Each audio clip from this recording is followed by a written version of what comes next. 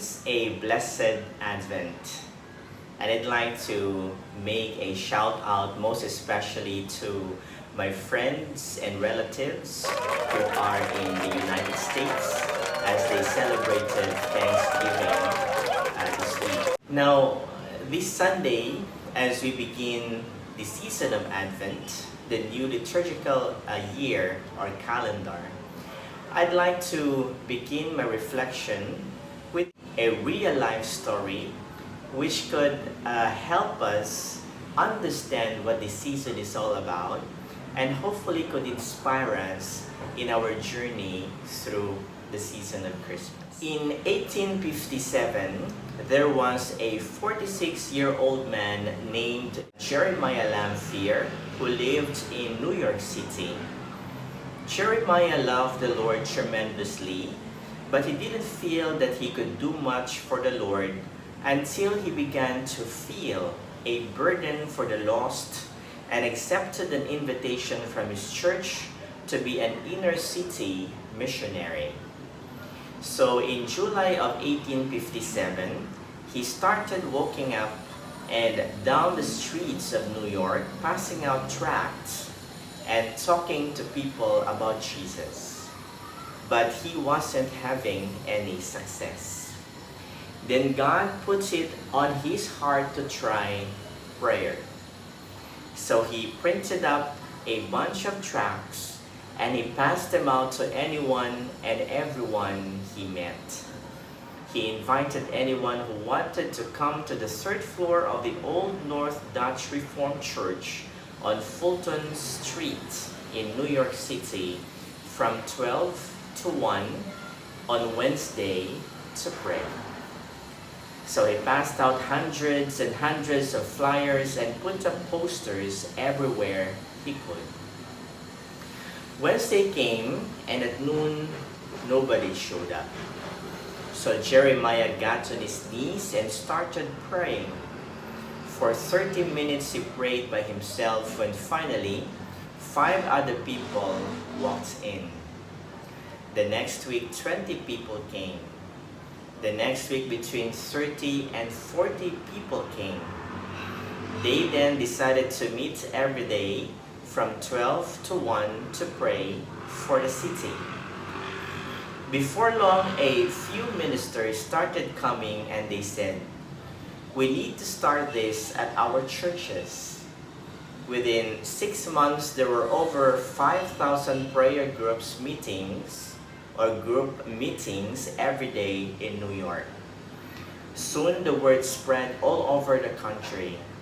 Prayer meetings were started in Philadelphia, Detroit, and Washington, D.C.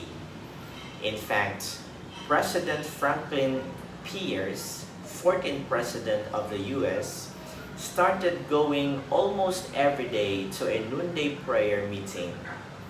By 1859, some 15,000 cities in America were giving downtown prayer meetings every day at noon, and thousands were brought to Christ. Now there's a note here.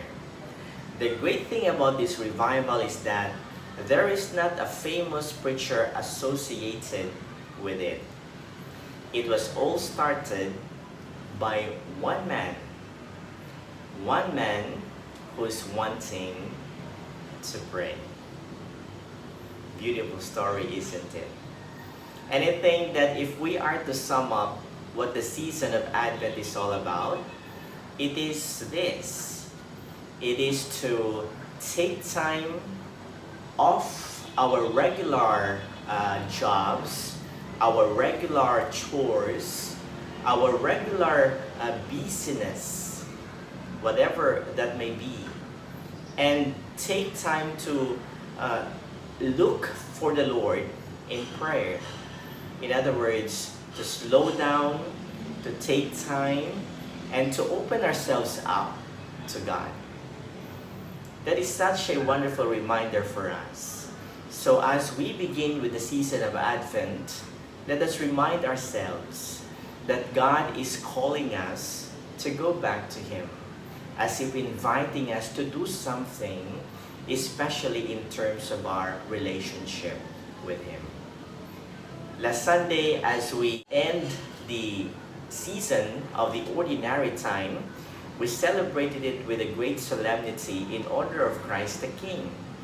And in that solemnity, I pointed out from last week to ask ourselves where Christ is in our lives.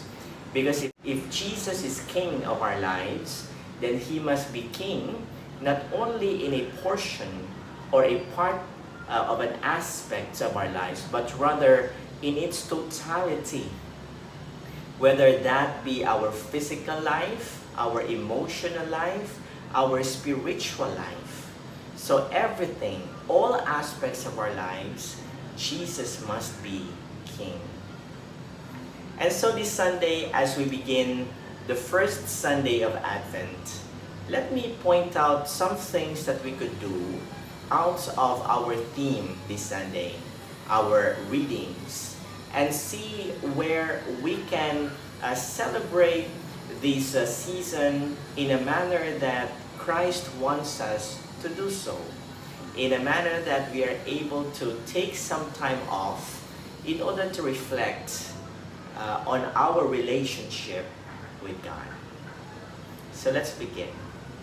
First is that if we'd like to celebrate the season of Advent, one thing that we can do, and as forewarned in the scriptural text, is that we have to be vigilant.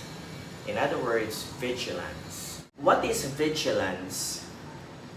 Vigilance is being watchful. Now, what are we being watchful for? If you can observe the reading speaks about the end of times. It speaks about something that is bound to happen, but yet in the future. And it might sound a bit terrifying, but then it calls us to remember and also to prepare ourselves, especially on the coming of Jesus. Well, let us remember that Jesus has already come to us. He has come on the first coming when He was born, was incarnated, and has lived with us in this world. We are vigilant on Advent, on the second coming of Jesus. So we look for the time and moment when He will come the second time around. And that coming must be prepared with utmost hope, with utmost giving of our time, of ourselves, of the gifts that God has given to all of us. And so vigilance. We wait for Jesus in time when He will come again. But we wait not in fear, but rather we wait in hope. In hope that Jesus, or that through Jesus, the fulfillment of the promise will come when Jesus once again would take us to Himself and bring us to the Father in heaven. Now, how should we mark our preparation and our vigilance? We should mark our preparation and vigilance in this manner. It is by living in the present, remembering the past, believing and waiting in joyful hope for the glorious future. And so, Jesus provides us in the season of Advent with wonderful means and ways for us to prepare.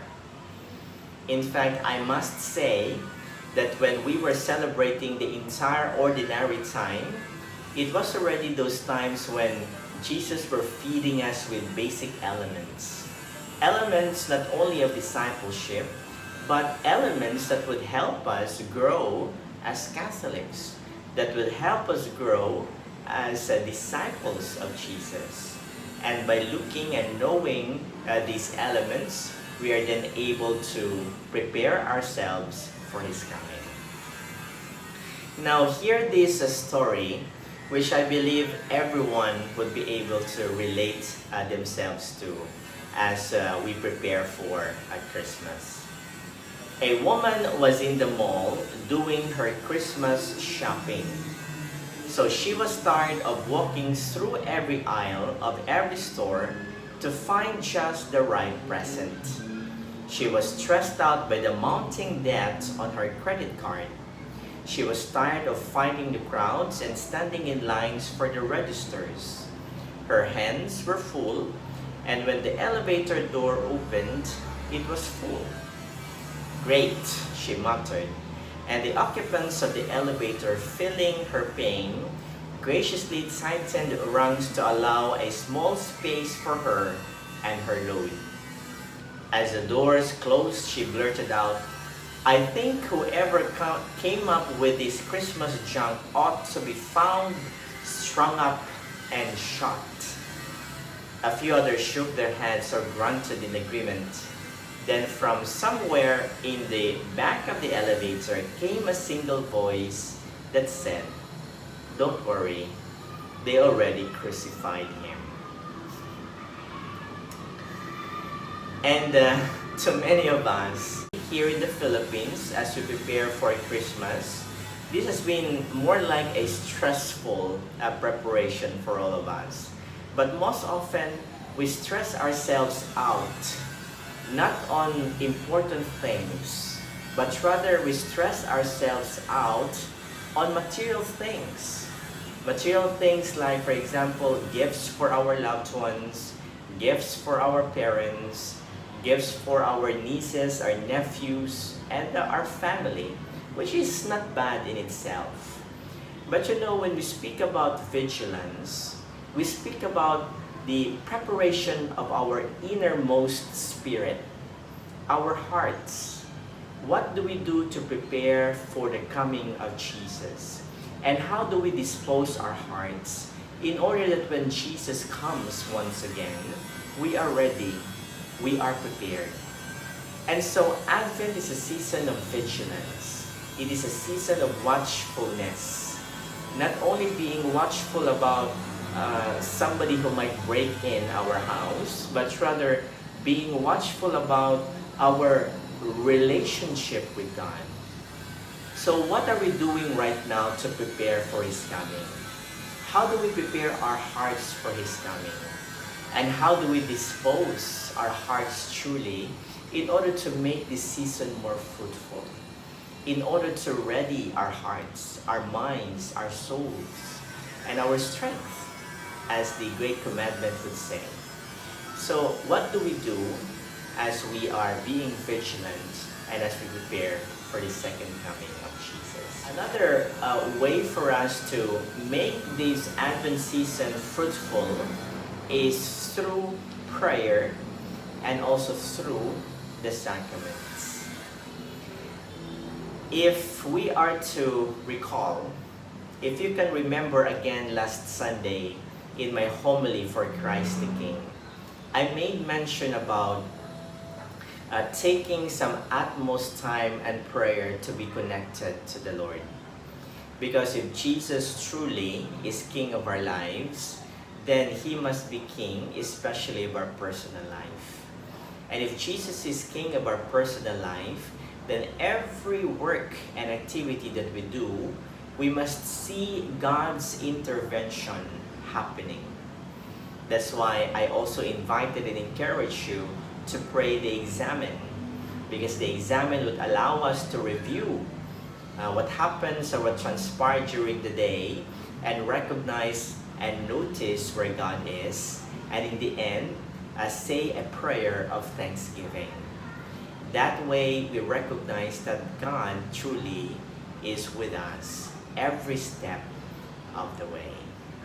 So the same thing with Advent. In order for us to make the most of this season, we have to take time to pray.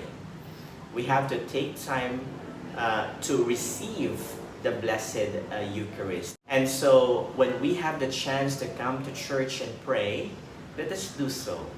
When we have the chance to receive communion, let us do so. It has been over 2 years, roughly 2 years since the pandemic. And now that everything is easing out, especially in terms of restrictions, that now a good number and percentage of people are allowed to go to church, then let us make the most of it. Let us grab every possible opportunity to come to church and to receive Him truly in the Blessed Eucharist, because we know that He is present, body, blood, soul, and divinity. And so, speaking also of sacraments, if we have time to come to church to hear, or to come to church that our confessions be heard from a priest, especially if there's a scheduled Advent confession, then go to the church and have your confession. This is a wonderful time to dispose our hearts, and by receiving the sacraments, we're able to purify our hearts and make our hearts truly ready for Jesus' coming, so that when He comes, we have a pure, a contrite, and a clean heart, welcoming the Savior who is Jesus. Now, another real-life story. One of the leaders in Philadelphia was a young man, a pastor named Dudley Ting. He started a noonday prayer meeting at the YMCA, and some days 5,000 people would come at noon and pray, just like the prayer from the story I related earlier. So one day Dudley stood up and he read Exodus 10 verse 11, which says, "Go ye that are men and serve the Lord." He then said, "I had rather my arm or my right arm cut off than not give you that word." So later that week, Dudley went out into the country to see some friends. While in the barn at his friend's place, he got his arm caught in a corn threshing machine, and the main artery in his arm was severed. So they took him to a bed and tried to save his life, but he had lost too much blood. So his friends gathered around him and asked him what he would like to say. So he said, "Well, tell them to stand up for Jesus." So the next day, his good friend George Duffield stood up at church and preached in memory of his friend. He said, "I just finished writing a poem in honor of Dudley, and I want to read it to you. Stand up for Jesus, ye soldiers of the cross. Lift high his royal banner, it must not suffer loss. From victory unto victory, his army shall he lead, till every foe is vanquished, for Christ is Lord indeed." And so this Sunday, as we begin the season of Advent, let us remind ourselves of how important this season is, as it reminds us to be prepared for the coming of Jesus. Not to be fearful and terrified of the end of days, for His second coming, but rather to be disposed to slow down, to take time to pray, and to open ourselves up to the Lord. Because in that way, we'll be able to dispose ourselves and make our hearts truly ready for His coming. And so the question that we have to ask ourselves this Sunday is this: am I ready? Am I ready to stand up for Jesus? Am I ready to be His missionary? Am I ready to take some time off the busy day, or off the hustles and bustles of life, off the stresses of everyday life, in order to kneel down and simply pray to the Lord? Am I ready to be deeply connected to Him? Jesus calls us this Sunday to be prepared. Jesus calls us this Sunday to pray. Jesus invites us that as we begin the season of Advent, we come to truly prepare our hearts for His coming with an open and a loving and a truly disposed heart. God bless us all. For our symbol this Sunday, or our image this Sunday, to help us reflect on this Sunday's season and theme, it is the watch. Well, there are different types of watches. And as we look into our watches, of course, we use them in order to give us the time. But now it is a bit fancy because it also helps us manage our physical daily routine, marking our exercises, for example, the steps and the stairs that we walk on each day. And so as it becomes fancier, we tend to forget the very essence of the watches, that is to give us the time. As we begin the season of Advent, it is an invitation of waiting. The season of Advent, from the Latin word adventus, means coming. And coming of whom? The coming of Jesus.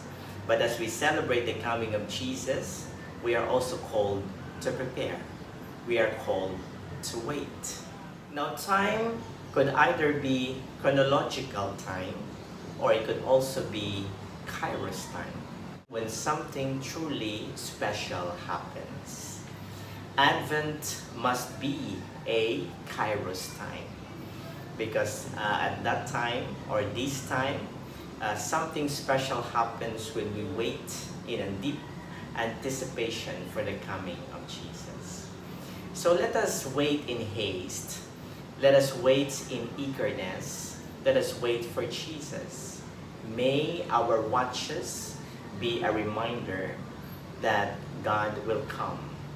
And as He reminds us of His coming, we also wait with eagerness. We wait by disposing our hearts. We wait by cleansing, purifying our hearts, so that when Jesus comes, we are ready. So that when Jesus comes, we are clean, pure, and ready to embrace the living Savior. Till next time, Bethanians.